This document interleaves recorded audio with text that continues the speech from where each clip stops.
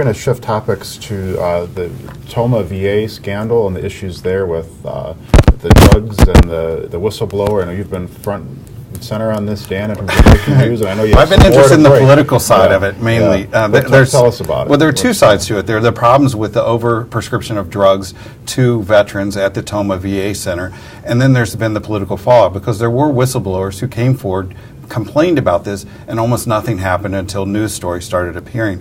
And the question with Senator Baldwin, Senator Tammy Baldwin, is who is at fault for the fact that her office did nothing with these whistleblower complaints?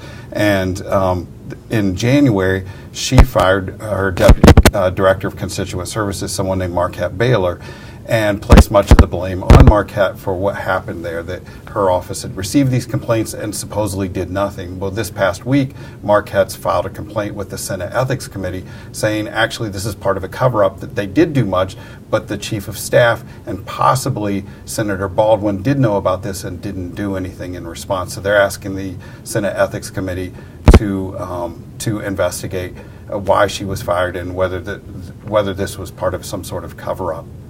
And you wrote a little bit about that earlier in the week, but you have more information you're planning to write about today? Right. I'm writing a story today on how much this has cost Senator Baldwin so far. It's cost her about $45,000 to do an internal review, which led her to justify the firing and to demote another staff member and to dock the pay for her chief of staff.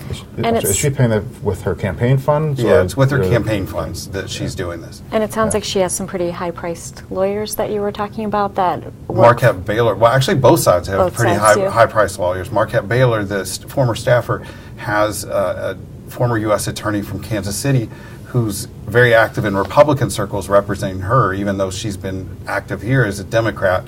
And on Tammy Baldwin's side is a guy named Mark Elias, who's now working on the Hillary Clinton campaign. So you have two very high-powered law firms representing and active in this.